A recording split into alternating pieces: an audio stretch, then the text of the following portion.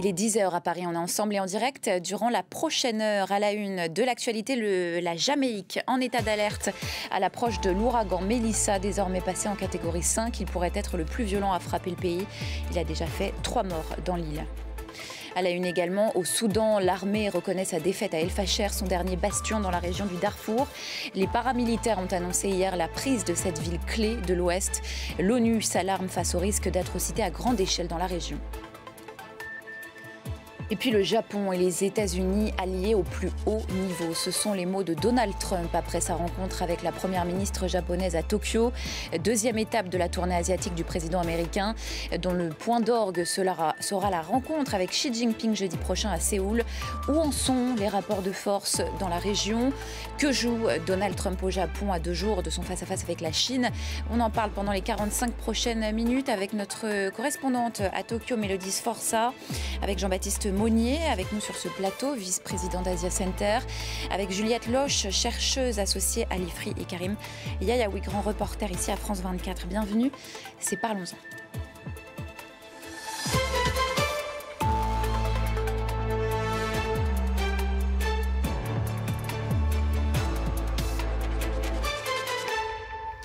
C'est un marathon diplomatique qui bouleverse les rapports de force en Asie du Sud-Est. Après la Malaisie, Donald Trump poursuit donc sa tournée asiatique au Japon. Le début d'un âge d'or entre les deux pays, selon les mots de la première ministre japonaise.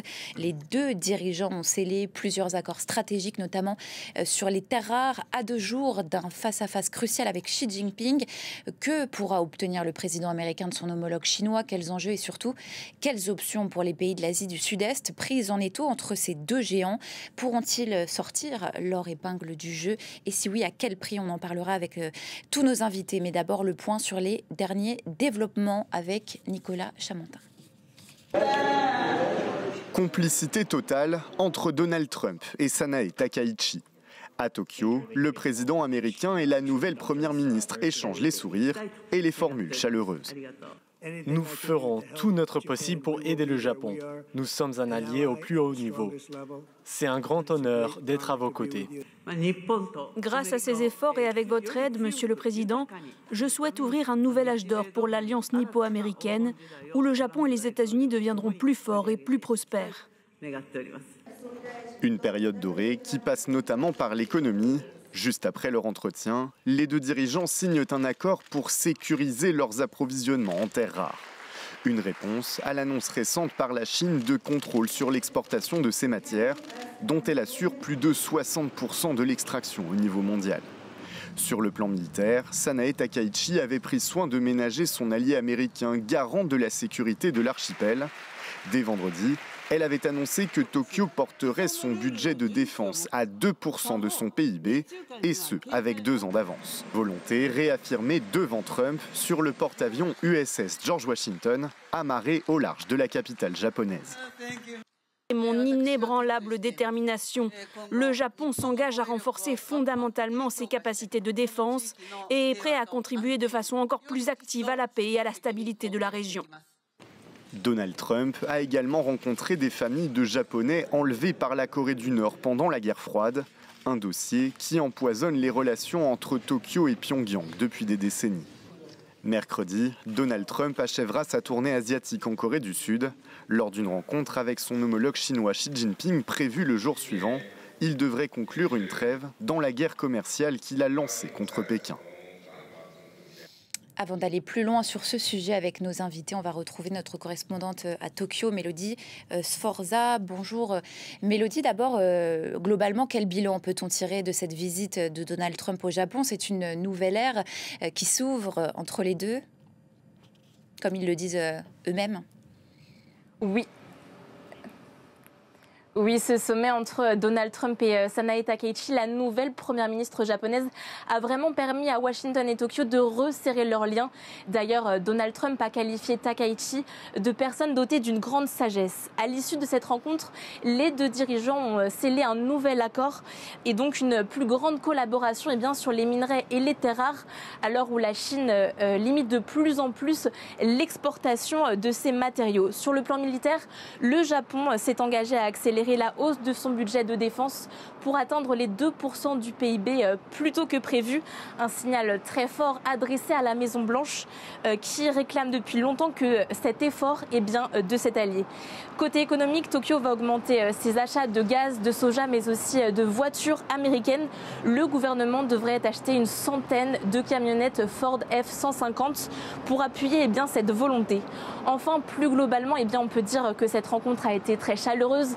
Takaichi a déroulé le tapis rouge pour Donald Trump, accueil dans un sublime palais, dîner sur mesure et bien sûr cadeau pour Donald Trump, le président américain, dont une balle de golf en or, un clin d'œil de Takaichi à son mentor Shinzo Abe qui lui avait offert à Donald Trump un club de golf en or en gage de son amitié. Shinzo Abe qui était selon les mots de Donald Trump l'un de ses meilleurs amis et donc une référence pour Takaichi qui souhaite marcher dans les pas de cet ancien Premier ministre japonais. Voilà, une alliance réaffirmée et réaffichée. Donc, Mélodie, on peut dire que c'est un premier test diplomatique réussi du côté de la nouvelle première ministre japonaise, Takaichi.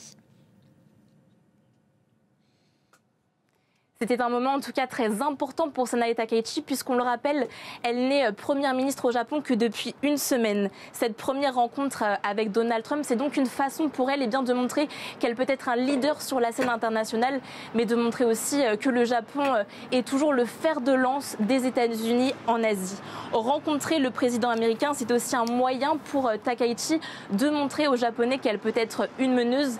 Les Japonais attendent beaucoup de Takaichi et espèrent qu'elle saura reprendre l'engagement de son mentor Shinzo Abe qui lui est resté 8 ans au pouvoir entre 2012 et 2020. Le Japon attend plus que jamais une figure politique qui puisse amener plus de stabilité dans le pays car on le rappelle, Takaichi c'est déjà la 4e première ministre en l'espace de seulement 5 ans. Une semaine diplomatique donc plutôt réussie pour Sanae Takaichi qui devrait se rendre au sommet de l'APEC en Corée du Sud et donc poursuivre sa collaboration avec d'autres dirigeants en Asie. Mélodie Sforza en direct de Tokyo. Merci pour vos précisions. Karim Yayaoui, lune de miel affichée donc entre Tokyo et Washington.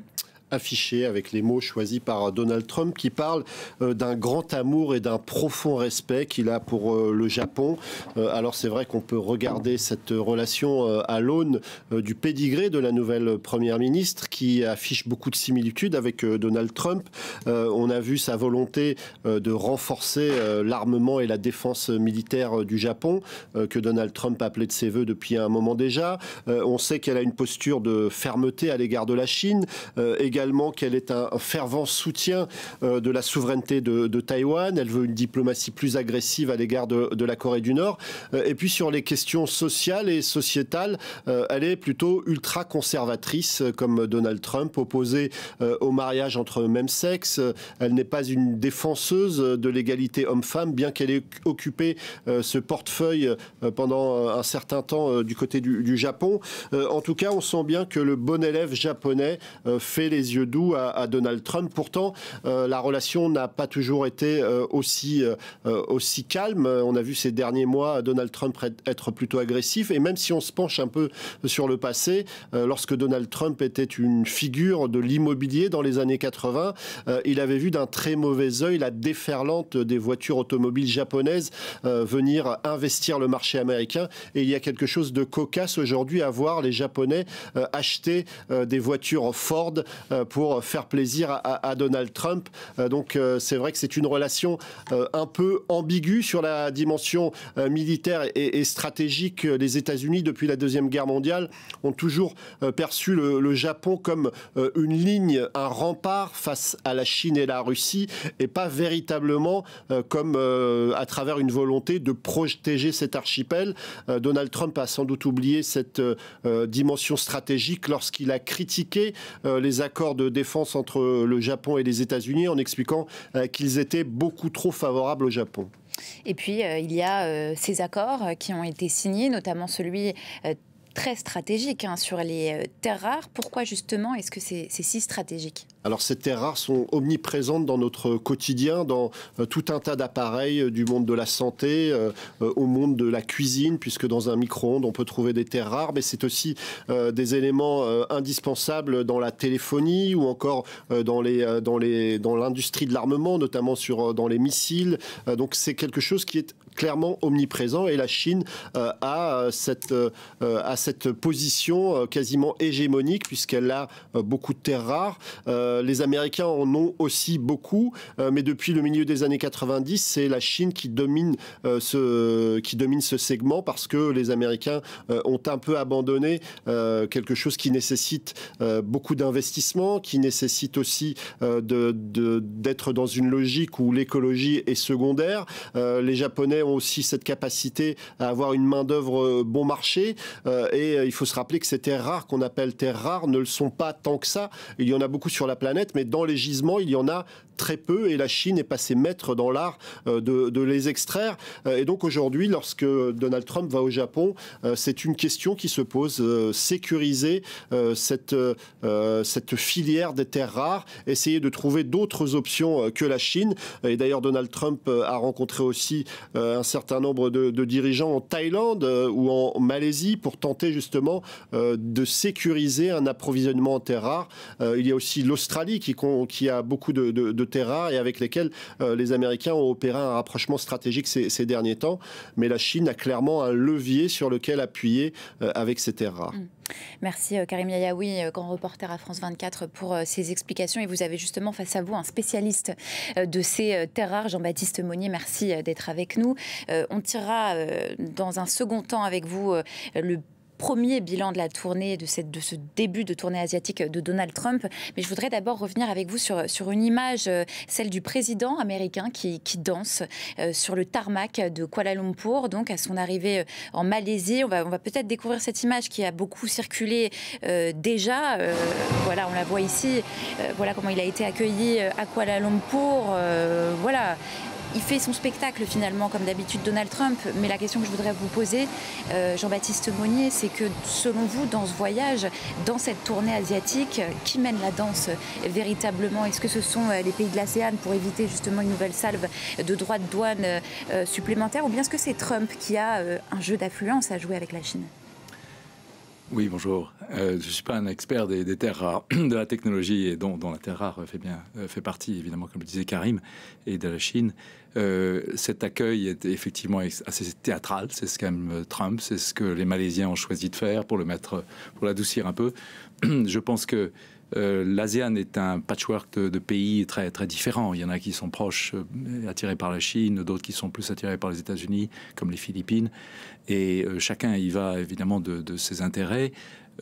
Mais vous avez raison, l'avancée de la Chine dans l'Asie du Sud-Est, dans l'ASEAN, est considérable. C'est maintenant la première pôle d'échange commercial, avec quelques 780 milliards de dollars total en import-export. Donc ça dépasse les États-Unis, ça dépasse l'Europe. Et ça continue d'augmenter, plus 10% cette année par rapport à l'année dernière. Et on voit donc la Chine qui vient de réaffirmer d'ailleurs un accord de libre-échange avec l'ASEAN. C'est la troisième marche de cet accord, et ça montre bien que face à l'approche de Trump qui sont les tarifs, la coercion, l'ASEAN et la Chine considèrent que le libre-échange est une valeur plus sûre, et c'est ce qu'ils veulent faire, et c'est ce qu'ils veulent démontrer en tout cas. Justement, avec cet accord qui survient dans ce calendrier-là, la Chine montre qu'elle ne compte pas se laisser faire par, en tout cas, ce qu'essaye d'installer Donald Trump dans la région. On va retrouver Juliette Loche. Donc, vous êtes vraiment spécialiste de l'ASEAN. Je vous pose la même question. Selon vous, dans cette tournée asiatique de Donald Trump, qui mène la danse ? Bonjour.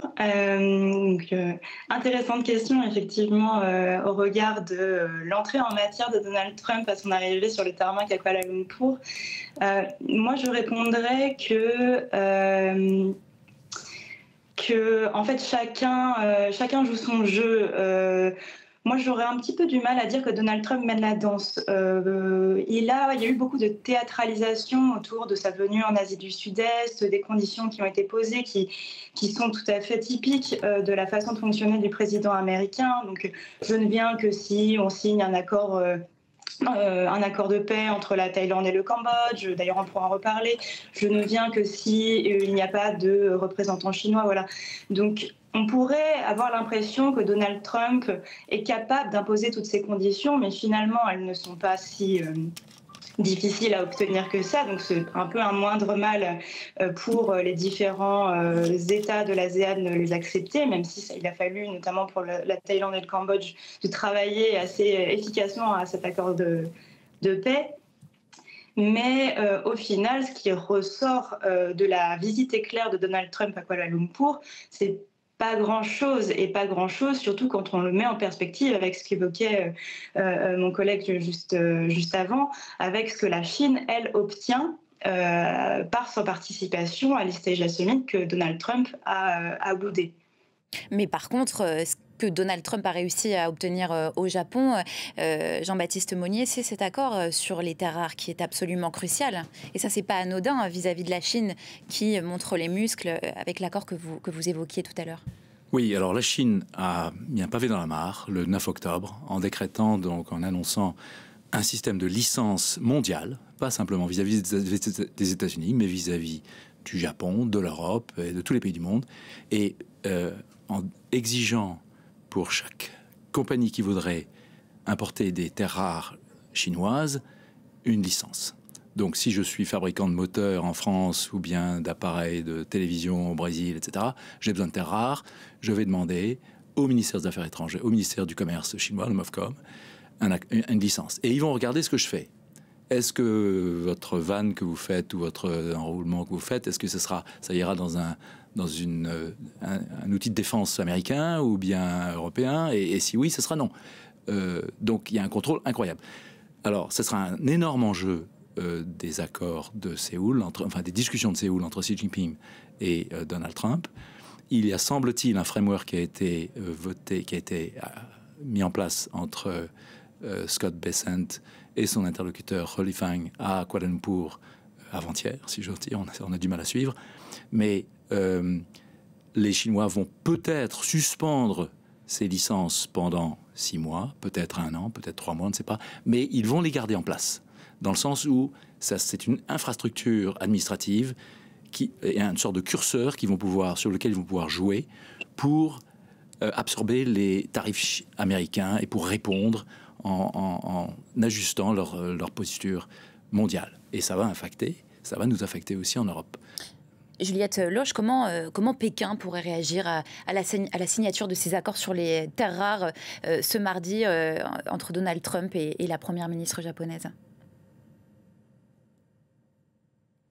Alors Pékin a tout un tas de leviers actionnables en Asie.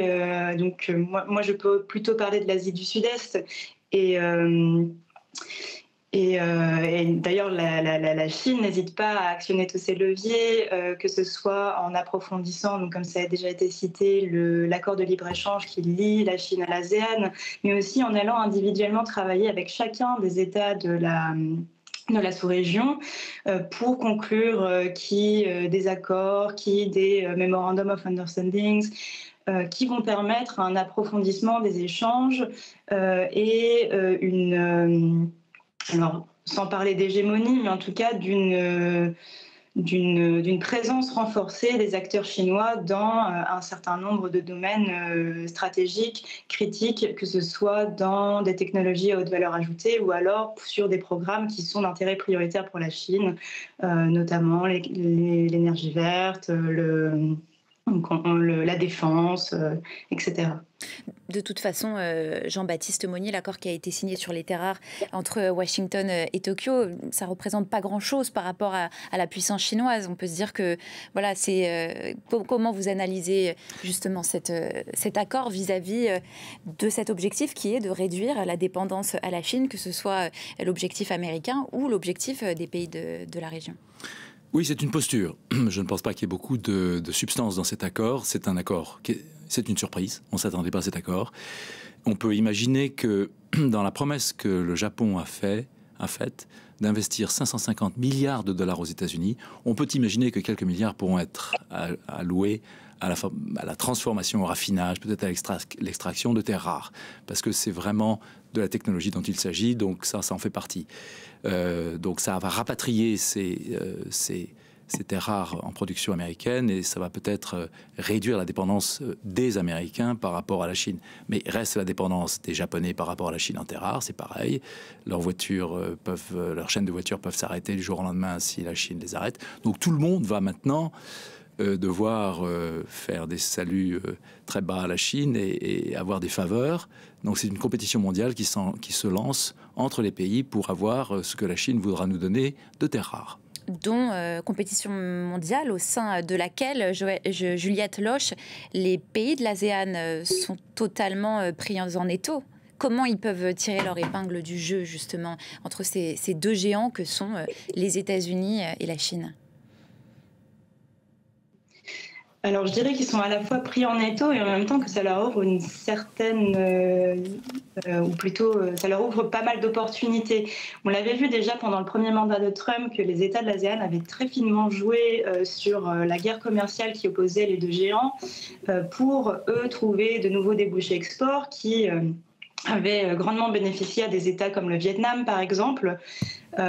Aujourd'hui, la donne a changé, évidemment, puisque la guerre commerciale ne se restreint plus à la simple relation entre les États-Unis et la Chine, mais touche l'ensemble des pays du monde, comme vous le savez, et notamment l'Asie du Sud-Est, qui, cette fois, s'est trouvée punie, en fait, pour les avancées commerciales qu'ils ont obtenues lors de ce premier mandat de Trump. Cela n'empêche pas que, malgré les contraintes qui pèsent désormais sur ces États, à des échelles diverses en fonction des États, on a cité les Philippines qui sont plutôt très proches des États-Unis, le Cambodge serait par exemple plutôt à l'inverse très proche de la Chine. Donc aujourd'hui, ces États vont plutôt chercher à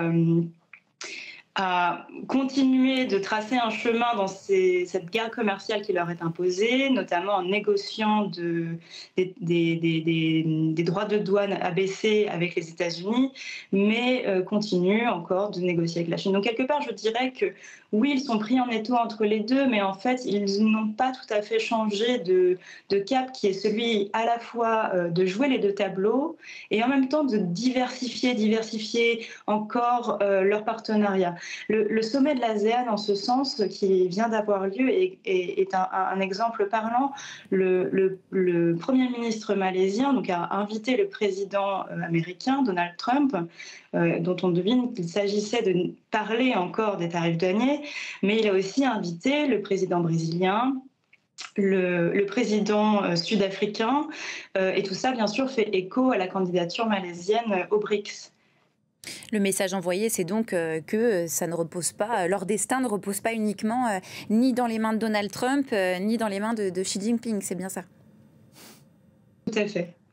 On a deux stratégies qui s'opposent dans cette région d'Asie du Sud-Est. Jean-Baptiste Monnier, sur le plan commercial, on a celle de Donald Trump qui paraît assez offensive, qui repose justement sur cette diplomatie du deal à marche forcée. On a l'impression avec des baisses ciblées de droits de douane, mais qui sont conditionnées à des investissements massifs aux États-Unis ou d'achat de produits américains. Vous en parliez tout à l'heure. Et face à lui, on a la Chine qui joue la carte de l'investissement, et ce depuis plusieurs années, alors qu'on s'en souvient, Donald Trump, lors de son premier mandat, s'était désintéressé de cette région. La Chine, donc, qui n'est pas en reste, puisqu'elle est désormais le premier partenaire commercial de l'Asie du Sud-Est, devant l'Europe et les États-Unis.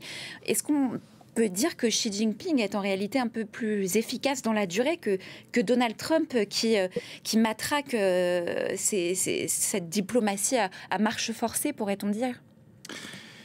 Et alors, oui et non. Il est efficace dans la durée parce que la Chine sait très bien monter des politiques industrielles. C'est ce qu'on a vu avec les terres rares, c'est ce qu'on a vu avec le solaire, c'est ce qu'on a vu avec les voitures électriques, les batteries, etc. Pour les terres rares, il faut dire quand même que, effectivement, comme le suggérait Karim, tous les pays du monde ont en fait délocalisé leur production de terres rares dans les années 90 ou les années 2000. C'est le cas de la France, avec Rhodia, puis Solvay, où on a des pollutions, des problèmes, c'était pas facile. Donc on a, sans le savoir, créé des dépendances. Les Chinois, sans le savoir, nous ont aidés. À quel moment est-ce qu'ils ont pris conscience qu'ils nous tenaient en fait par une corde? Je ne sais pas, mais ils prévoient à long terme. Et l'autre côté de votre question, je dirais non, parce que la Chine finit par fatiguer un peu les investisseurs européens et américains en Chine, parce que c'est très difficile de tenir. Il y a eu les années gogo en 2010, etc. Mais avec l'arrivée de Xi Jinping, tous les contrôles et toutes les contraintes sur les entreprises mondiales en Chine sont devenues très difficiles. Le marché ne grandit plus. C'est un marché qui est avec des surcapacités locales, donc c'est très difficile de faire de l'argent pour les sociétés. Et donc, il y a d'une part les tarifs qui arrivent sur le sud-est asiatique et les difficultés en Chine. Et donc, les investisseurs, d'où sont-ils, essayent de dérisquer leurs assets chinois, et souvent en délocalisant de la Chine vers le sud-est asiatique. Les Chinois le font eux-mêmes, mais les joint ventures le font dans certains domaines, pour se protéger des tarifs américains, parce qu'on ne sait pas si demain, ce sera le 100% qui doit être déclenché le 1er novembre par Donald Trump, ça serait la catastrophe terrible. Si ça se fait, semble qu'ils vont éviter ce genre de catastrophe, mais ça peut se reproduire dans 6 mois s'il y a un problème à Taïwan ou que sais-je. Donc le dérisking, en fait, sert beaucoup les intérêts du sud-est asiatique.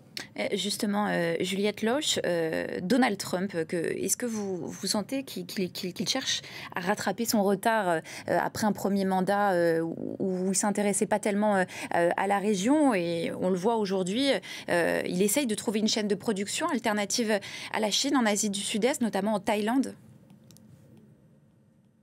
Alors, je ne pense pas personnellement que Donald Trump essaye de rattraper son retard en Asie du Sud-Est. Déjà parce que le retard de son premier mandat a été en partie comblé par les efforts de l'administration Biden, donc qui avait érigé en priorité diplomatique l'Indo-Pacifique et l'Asie du Sud-Est au centre de cet Indo-Pacifique, avec cependant évidemment des limitations, donc manque de visites de haut niveau et notamment du président, mais néanmoins la diplomatie américaine avait fait beaucoup d'efforts pour revaloriser les partenariats avec l'Asie du Sud-Est.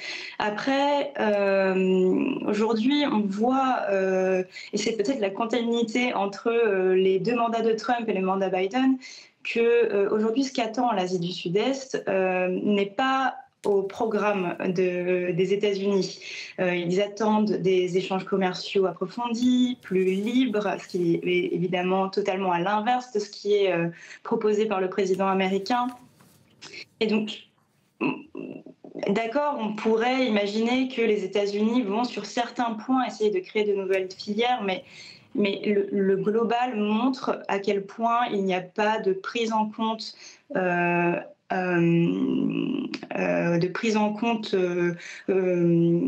politique et, oui, et bien comprise des besoins de l'Asie du Sud-Est, et que en tout cas ce n'est pas du tout quelque chose qui est priorisé par la diplomatie américaine actuellement. La priorité, en tout cas, de la diplomatie, de Donald Trump ce matin à Tokyo, c'était donc de rassurer le Japon sur sa possibilité de dépendre des États-Unis pour sa sécurité.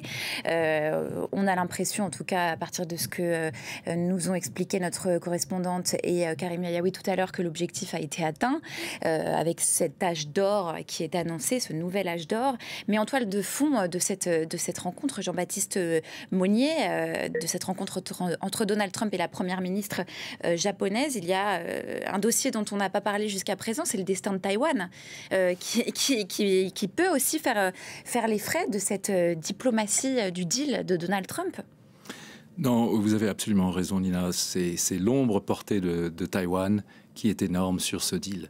Il y a tout ce qui est fentanyl, soja, TikTok, etc.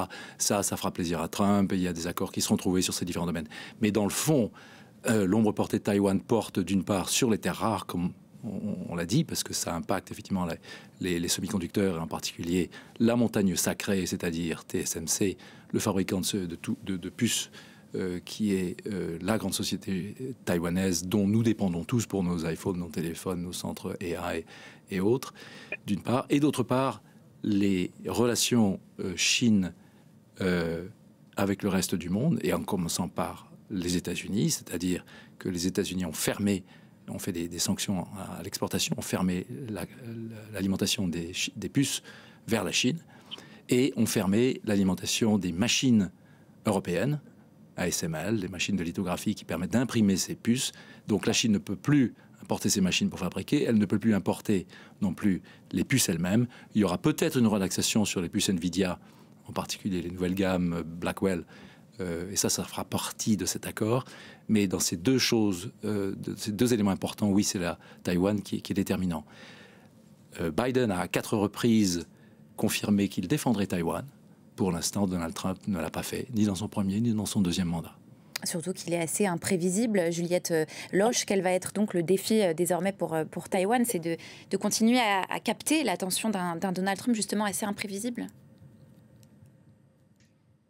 Capter l'attention d'un Donald Trump, mais aussi continuer, un peu à l'instar des voisins plus au sud, de diversifier les relations avec évidemment les difficultés que Taïwan rencontre du fait que énormément de pays, de moins en moins en réalité, ne reconnaissent la souveraineté du pays et ont des relations diplomatiques. Néanmoins, il y a un certain nombre d'États et d'États occidentaux qui sont prêts à développer des relations ou à approfondir des relations existantes, notamment dans le domaine commercial, avec l'île. Et c'est peut-être là-dessus que Taïwan doit capitaliser. Moi, j'aimerais profiter de cette réflexion sur Taïwan aussi pour souligner une autre facette de la diplomatie Trump, qui est celle du Nobel de la paix, j'appellerais ça comme ça.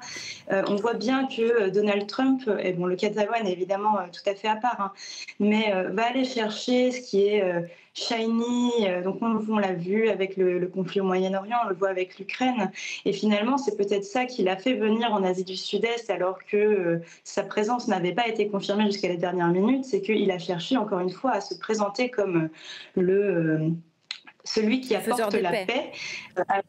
Voilà, le faiseur de paix en permettant, ou en tout cas en supervisant la négociation ou la conclusion de l'accord de paix entre le Cambodge et la Thaïlande. Et donc peut-être que Taïwan, évidemment avec toute la spécificité de ce cas, bénéficiera de cette aura il y a une paix à construire pour obtenir l'attention du président américain. Oui, sauf que ça paraît quand même être une paix plutôt de façade, cet accord entre la Thaïlande et le Cambodge. Ça a été fait au dernier moment. Enfin, on ne peut pas dire que Donald Trump a réussi son coup sur ce dossier-là. Enfin, corrigez-moi si je me trompe. Absolument. Non, c'est très juste ce que vous dites. Et effectivement, je pense que ça vaut le coup de le mentionner. L'accord de paix qui a été signé récemment, finalement, n'est qu'un cessez-le-feu amélioré qui reprend les conclusions de quelques dialogues bilatéraux, des rares dialogues bilatéraux qui ont réussi à se tenir parce que les niveaux de tension entre la Thaïlande et le Cambodge sont encore très élevés. D'ailleurs, c'est assez surprenant que ces deux pays aient cédé à cette demande de Donald Trump d'afficher en tout cas la paix pour lui faire plaisir. C'est comme ça qu'on pourrait l'analyser en tout cas. Oui, alors... Pourquoi ils ont accepté On peut l'analyser du point de vue par le prisme de la guerre commerciale. Donc, les deux États ont été obligés de venir à la table des négociations. En tout cas, c'est le récit qui est fait des négociations par Donald Trump parce qu'il les a menacés d'augmenter ou de ne pas baisser les tarifs douaniers qui leur étaient imposés. Donc, effectivement, dans le cas du Cambodge, c'est un peu une cause perdue et puis il n'y a pas forcément des intérêts... Enfin, si, il y a des intérêts parce qu'il y a de l'export vers les États-Unis, mais pour la Thaïlande, il y avait énormément d'enjeux, ce qui certainement a encouragé les deux pays à se retrouver autour de la table des négociations. Après, la signature de l'accord il n'y a pas que Donald Trump. Donc Donald Trump a exigé d'être présenté en grand maître de cérémonie, mais il y a bien sûr d'autres acteurs derrière, et notamment le Premier ministre malaisien qui a été très impliqué dans les négociations et qui certainement voulait obtenir des quick wins ou des big wins même pour ce sommet qu'il prépare depuis un an. Jean-Baptiste Monnier, vous partagez cette analyse? Vous pensez que Donald Trump a annoncé et a mené cette tournée asiatique pour asseoir son image de faiseur de paix?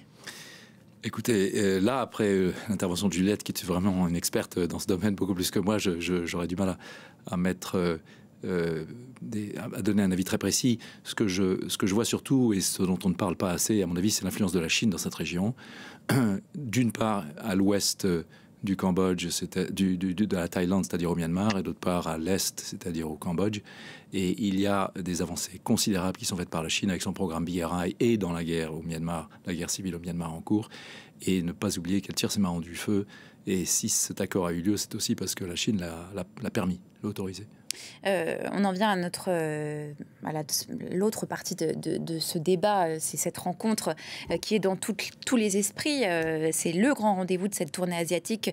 C'est la rencontre entre Donald Trump et Xi Jinping jeudi en Corée du Sud. C'est pour ça qu'on pourrait nuancer vos propos, Juliette Loche, sur les visées de Donald Trump dans la région, en tout cas, ok, faiseur de paix, mais il y a aussi la paix commerciale qu'il faut atteindre.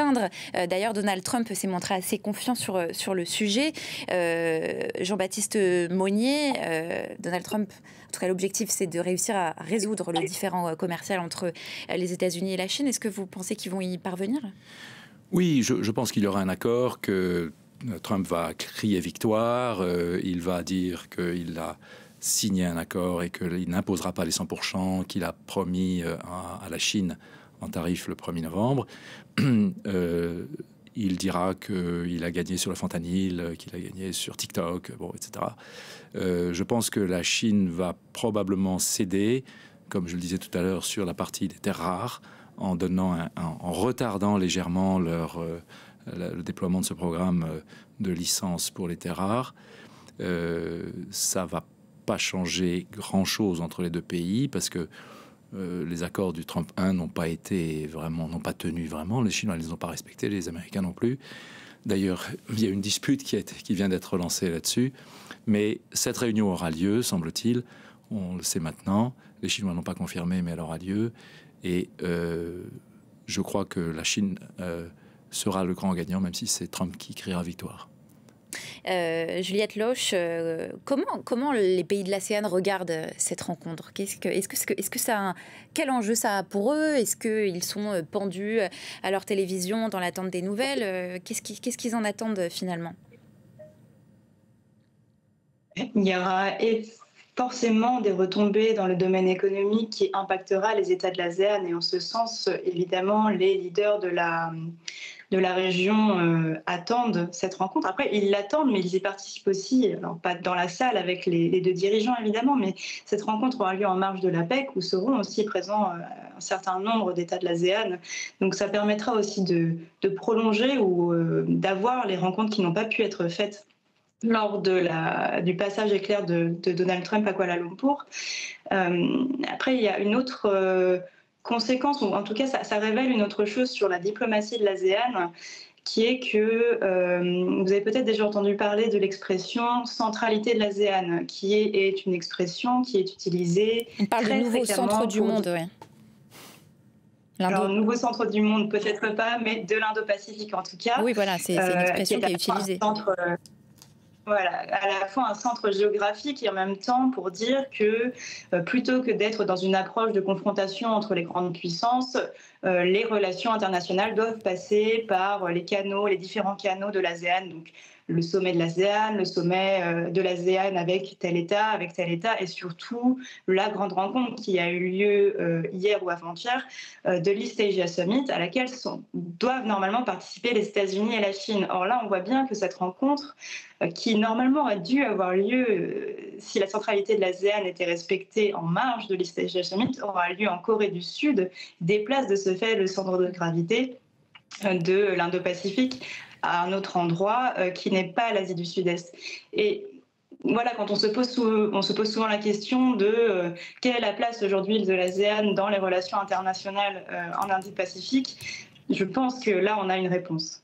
Mais justement, sur ce déplacement du centre de gravité, Jean-Baptiste Monnier, on a l'impression que Donald Trump et Xi Jinping, ils parlent le même langage. Ils veulent tous les deux reprendre la main. Ils ont des intérêts communs qui sont des intérêts commerciaux, qui placent tous les deux au-dessus de tout. Ils veulent tous les deux éviter l'inflation, maintenir la croissance.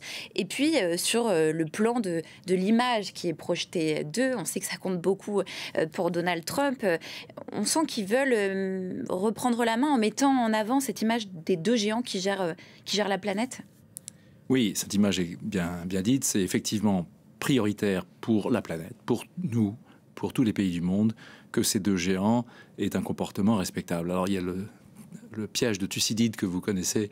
Respectable, eux veulent montrer que ce sont eux qui ont entre les mains le destin de la région, en tout cas pour la Chine, et puis Donald Trump qui essaye de faire de même un peu partout. Voilà. Alors, comme on dit, quand deux éléphants se disputent ou font l'amour, l'herbe est toujours écrasée. Et donc, mais ça fait quand même une différence pour nous, en Europe et ailleurs, de savoir est-ce que ces tensions vont se calmer, ou est-ce qu'il va y avoir effectivement un déclencheur qui sera probablement Taïwan un jour ou l'autre. Et là, les choses peuvent diverger. Donc, les deux essayent de se contenir l'un l'autre au point de vue militaire, l'un avec les terres rares et l'autre avec les semi-conducteurs. Et donc, ils vont tous les deux lâcher quelque chose, mais ils gardent quand même des ficelles entre ces deux géants, si j'ose dire. En tout cas, on sait que la Chine ne baissera pas les armes sur Taïwan. Non, la Chine module son discours. Elle aimerait bien que les États-Unis avancent, et en particulier, par exemple, condamnent l'indépendance de Taïwan. Pour l'instant, les États-Unis ont dit qu'ils ne soutenaient pas l'indépendance de Taïwan, mais c'est une nuance importante que la Chine voudrait bien acheter. Ils sont prêts à payer un prix pour ça. Petite encartade, Donald Trump qui entretient aussi le suspense sur une éventuelle rencontre avec Kim Jong-un. Est-ce que cette rencontre pourrait survenir? Et puis surtout, à quoi elle servirait? Oui, je crois que les leçons du premier mandat ont été mauvaises. Ça s'est mal passé. Il a renforcé son armement depuis. Donc, je doute que Donald Trump aille voir Kim Jong-un, mais c'est imprévisible, évidemment. Oui, parce qu'on en parle effectivement, on en arrive vers la toute fin de ce débat, de cette discussion. Je voudrais revenir donc sur cet équilibre difficile que cherche à maintenir l'ASEAN face à cet ordre du monde. Juliette Loche, comment l'ASEAN pourrait s'unir? Parce qu'on a l'impression qu'elle agit en ordre dispersé à ce stade. Encore trop. Je n'ai pas de conseils à donner à l'ASEAN pour... Elle a besoin de s'unir, en tout cas. Elle en a besoin. Est-ce que vous diriez qu'elle en aurait besoin? C'est difficile à dire. En tout cas, ce n'est pas la lecture qu'en font les États de l'ASEAN. Parce que si on regarde leur politique extérieure depuis quelques années, on voit au contraire qu'ils cherchent à s'émanciper du cadre de l'ASEAN. Donc, tout en répétant leur mantra de centralité de l'organisation, tout en continuant à jouer sur la façade présentée par l'ASEAN et à obtenir quand même quelques avancées. Voilà, à continuer à exister et à fonctionner en tant qu'organisation. Malgré tout, on constate quand même que les États aujourd'hui font plutôt le choix, je l'ai dit un petit peu plus tôt, de la diversification hors de la région, qu'ils mènent des politiques qui sont, sans être contradictoires, parfois sont concurrentes. Par exemple, lors de l'annonce de la hausse des tarifs douaniers du Liberation Day américain, on a entendu des officiels philippins dire très bien, nous avons un taux appliqué qui est inférieur à nos voisins, chouette, ça va nous apporter des avantages commerciaux. Donc évidemment, quand on a entendu ça, on comprend bien que l'heure n'est pas à l'unité ou alors à l'unité de façade. Donc, mais est-ce qu'ils n'ont pas un intérêt justement à élaborer une stratégie commune? Bien sûr qu'ils ont un intérêt plus, voilà, on le voit avec la construction européenne que effectivement d'avoir à la fois un socle commun et en même temps un marché intérieur partagé permet d'avoir un poids de levier beaucoup plus important sur la scène internationale. Donc évidemment, une unité et une intégration surtout plus approfondie de l'ASEAN leur permettrait de mieux peser dans les négociations en cours. Mais ce n'est pas le choix qui a été fait. Et aujourd'hui, je ne crois pas que ce soit la priorité des États de la région. Jean-Baptiste Monnier, vous vouliez intervenir, oui, et ce sera le mot de la fin, on arrive à la un mot juste sur ce point. Ce qui les rapproche, c'est la mer de Chine du Sud. Et là, il faut reconnaître la dextérité des Chinois à apaiser ces pays après avoir pris toutes les îles possibles, après avoir mis cette ligne de 9 Dash, après avoir menacé l'interdiction de la circulation libre des navires. Là, ils ont le Vietnam, la Malaisie, les Philippines ont perdu des îles et il y a des zones de pêche. Et c'est curieux que ces États n'ont pas encore mis de stratégie ensemble. Merci beaucoup Jean-Baptiste Monnier. C'était donc le mot de la fin, vice-président d'Asia Center. Merci à vous, Juliette Loche, chercheuse associée à l'IFRI, pour votre décryptage commun sur ce dossier de cette tournée asiatique de Donald Trump. Merci pour votre attention. On se retrouve à 11h heure de Paris pour un nouveau journal. Restez avec nous sur France 24.